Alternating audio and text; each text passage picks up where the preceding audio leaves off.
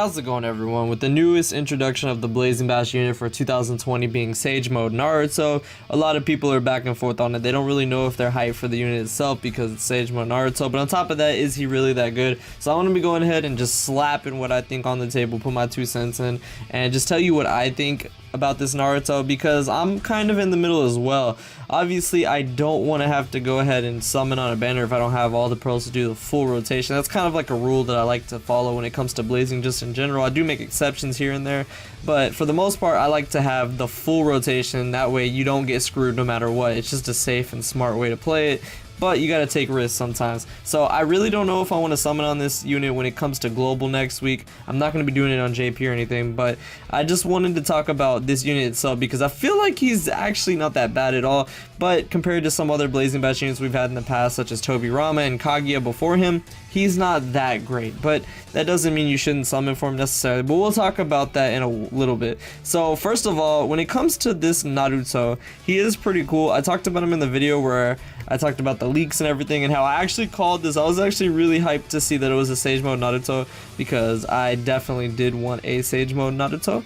So I am very happy that it was this man right here. But with that said, let's go ahead and take a look at the unit itself. So I'm actually really happy that this Sage Mode Naruto is pretty decent when it comes to PvE a little bit as well. Now obviously he is for PvP, so I'm not going to spend too much time talking about the PvE aspect, but they didn't necessarily shaft the man. I do like his first or last 2 abilities most importantly because it gives him some damage reduction, which isn't bad because of course him being a Blazing Bash unit means he can go under 28.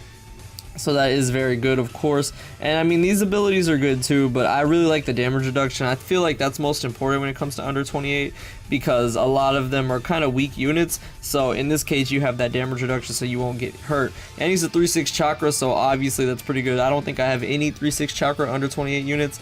My under 28 is actually slacking, to be honest. But alright, so when it comes to this Naruto, what I really like about him is his first jutsu for PvE, because if you guys don't know, his first jutsu, even though it is single target, it has a chance, or not a chance, it boosts you up for 50%, and that's pretty good. You can boost up your own attack and you can get a 2 chakra back as well. So you get a 50% attack boost for 3 turns and then you get 2 chakra back. And because he's a 3-6 chakra, by the time you get your next turn, he'll already be back at 3.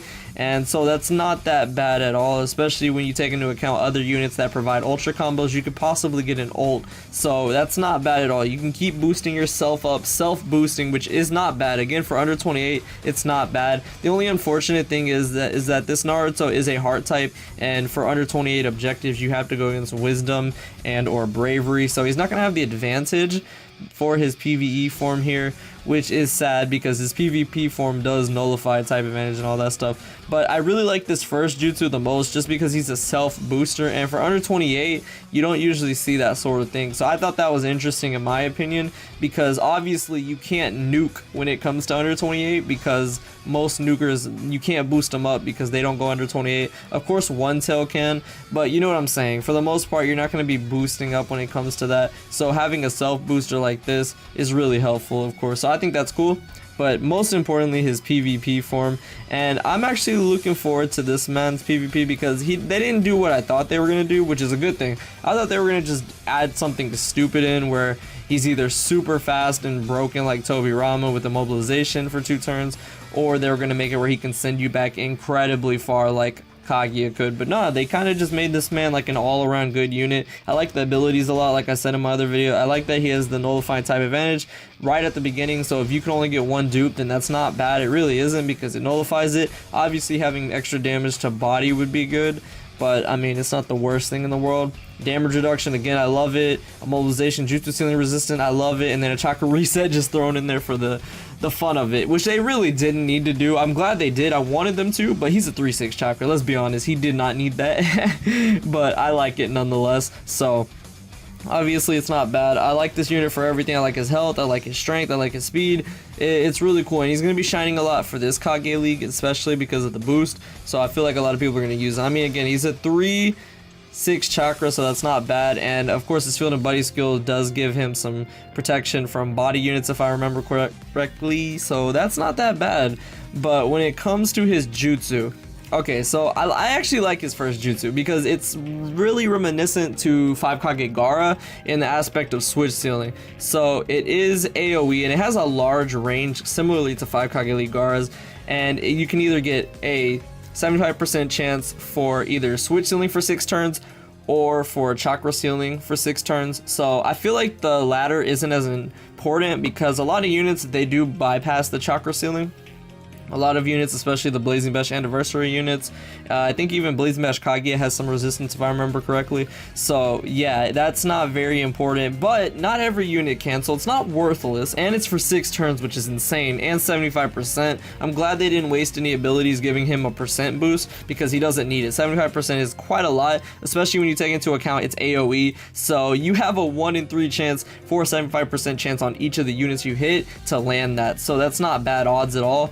And when it comes down to it, the other one is switch sealing for 6 turns. That is insane. That is way more than Gaara, and on top of, well, not way more, but when it comes to Gaara, the thing is to me that I don't like is that he switches them out and it goes ahead and brings out the other row, and that can be helpful for some situations, but not necessarily sometimes. And if you can land the switch sealing and the chakra sealing on certain units, then they're screwed because they can't get chakra back and they can't switch out, and they're pretty much done. So I think this Naruto is really good for that, but again, the chakra sealing, it's not as likely that that'll happen, but switch sealing for 6 turns is actually pretty crazy because there's not that much protection when it comes to that, so that can actually be very bad. But the thing is, on PvP, most of the time when you use a unit anyway and they're out of chakra, most 3-6 chakra units, they get their chakra back like that, so you don't even need to really switch out, like with Minato, 5 Kage Minato for that matter.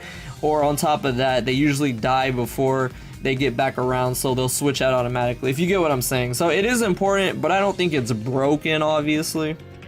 I kind of prefer this over 5 Kage Gaara because you can just keep them out on the field and whoever you just hit will be stuck. Because the thing I don't like about 5 Kage Gaara is you switch them out, but then all the damage you did is on the other row. So, you know, it's not that great. But I like this, I really do. I think that's a good thing that they gave this man that made him a little bit unique. He's kind of like the pay-to-play version of 5 Kage Gaara, similarly to how I personally believe Kaguya was for 5 Kage Minato. And his ult's not that bad too, and what I like is they actually kind of switched it up so that you actually might want to use his first jutsu more, because his ultimate only has a switch sealing for 3 turns, and it's a 90% chance, of course, it's a lot higher, but it's only for 3 turns, which is a good way of evening it out. You could just easily use his first jutsu, and it would have a higher chance, well, not a higher chance, but it would last for twice as long, only for like, what, 15% less, so it's not that bad. It kind of evens out. But another thing is that is pretty cool is they went ahead and dropped the speed reduction on this man right here, so when you hit someone you can speed reduce them, kind of like what Shisui used to do.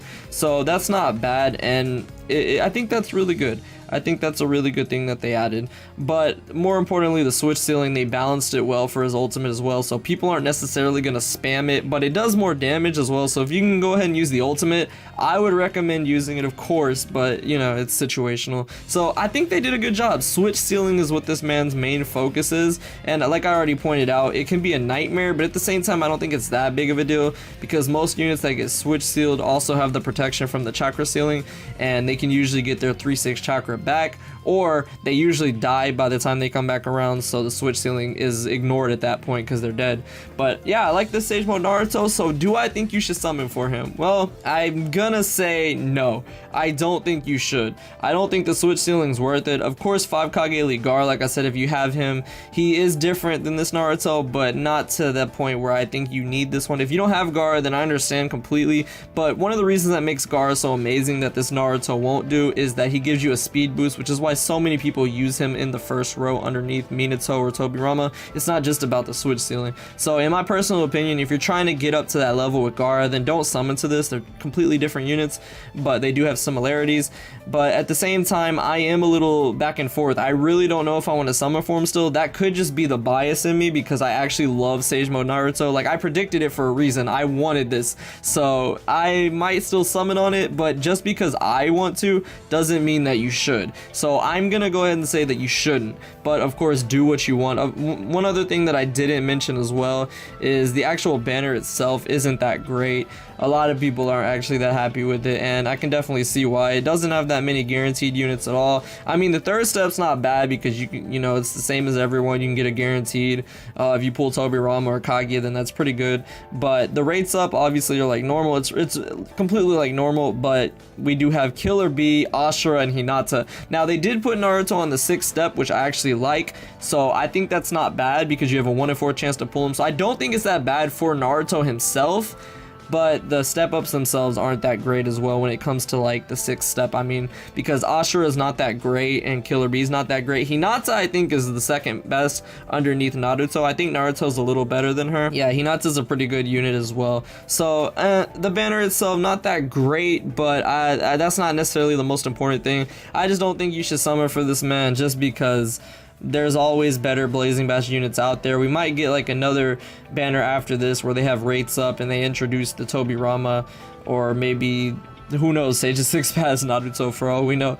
But if you do summon on this, I don't necessarily blame you. Just don't summon on this. For the love of God, don't summon on this, because this man will have a nice boost. If you don't have 5 Kage League Hashirama, then definitely maybe consider it. It's up to you. I have him, so I'm not going to. But yeah, that's gonna be it. I rambled on long enough. That's my thoughts on the Naruto. I like him as a unit. I think he's pretty cool. So there's that. But yeah, I hope y'all enjoyed this. Thank you so much for watching, and I'll see you all in the next video.